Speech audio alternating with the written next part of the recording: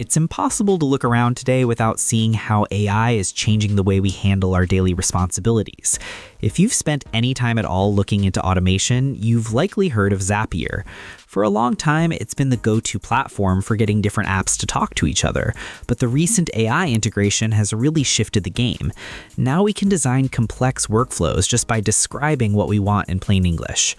The core concept here is Zaps. These are simple, automated workflows that trigger an action in one app whenever a specific event happens in another.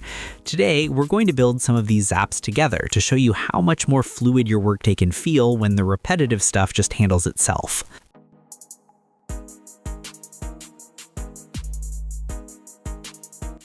At first, we want to look at one of the most common bottlenecks people face, which is moving data between a workspace like Notion and a data-heavy tool like Google Sheets. To get this going, we head into the Zapier dashboard and use the AI builder to describe our goal. We just tell it that we want to send new Notion database items to Google Sheets as new rows. The AI immediately sets up the structure for us, identifying Notion as the trigger and Sheets as the action. Once the skeleton is there, we have to link our accounts. We connect our Notion workspace and select the specific database we're working with. This is an important step because Notion has different permissions, so we make sure Zapier has access to the right page. After we pick the database, we move to the trigger test. This is where Zapier looks for a recent entry in our Notion table to make sure it can actually see the data. If we don't have any entries yet, we just jump over to Notion real quick, add a test row with some sample info, and then come back to Zapier to refresh. Once it pulls in that test data, we know the connection is solid. Moving over to the Google Sheets side of things, we choose the specific spreadsheet and the individual worksheet where we want this data to live.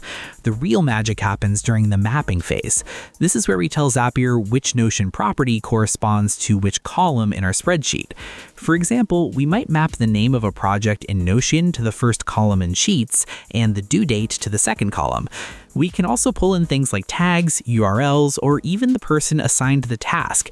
It's a very visual process, and we don't need to write a single line of code to make it work. After the mapping is done, we run a test to send the data over. It's always a bit of a relief to see that new row pop up in Google Sheets automatically. Once we're satisfied, we just flip the switch to turn the Zap on.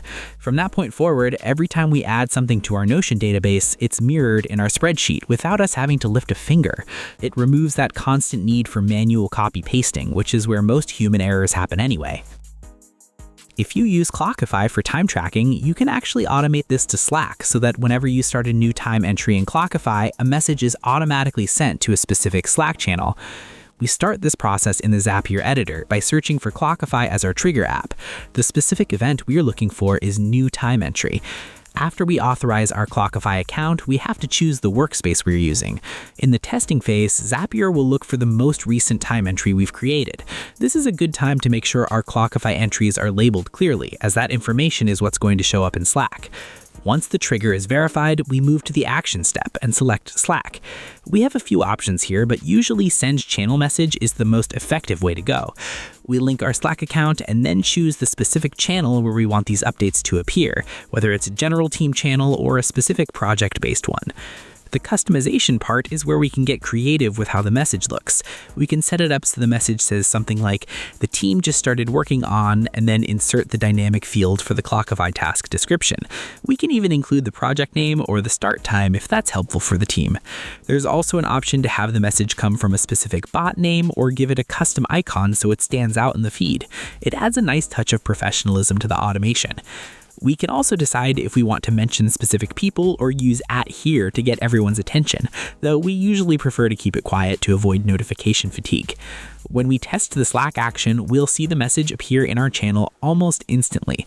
It's a great feeling to know that our status is being updated while we're busy focusing on the actual work. Once the Zap is live, every time we hit the start button in Clockify, the notification goes out. This is especially helpful for remote teams where visibility can be a challenge. It creates a transparent environment where everyone knows what's being prioritized at any given moment. Plus, it saves us those few minutes of context switching every time we move from one task to another, which really adds up over the course of a week. Now, another big hurdle for many of us is managing schedules, especially when meeting dates are buried inside an Excel spreadsheet. We can solve this by creating a Zap that turns Excel rows into Google Calendar events. Just like before, we start by describing this goal to the AI. The trigger here is Excel, and specifically, the event is New Row. When we set this up, we'll log into our Microsoft account and select the exact workbook and worksheet we're using for our planning. After we test the trigger to make sure Zapier can read our spreadsheet rows, we move on to the Google Calendar action. We'll need to link our Google account and then start the configuration. This is where we tell Zapier which column in our Excel file has the event title and which columns have the start and end times.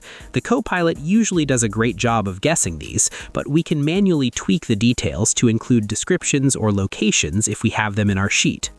Testing this step is the most rewarding part because we can actually see a new event pop up on our calendar immediately. It completely removes the need for double entry and ensures our records are always up to date in real time. We've seen today how Zapier transforms fragmented workflows into a unified automated system. By using AI to bridge Notion, Sheets, Slack, and Calendar, we eliminate the friction of manual data entry. These tools are designed to work for us, letting us focus on high-impact work instead of chores. If you're ready to reclaim your workday, start building your first Zap today, and let us know which automation helps you most in the comments. If you like this, check out Zapier's upcoming Keeping Up with AI webinar series. You'll find the webinar registration link and also the sign-up link in the description below. Thanks for watching. Like, share, and subscribe to get more videos like this.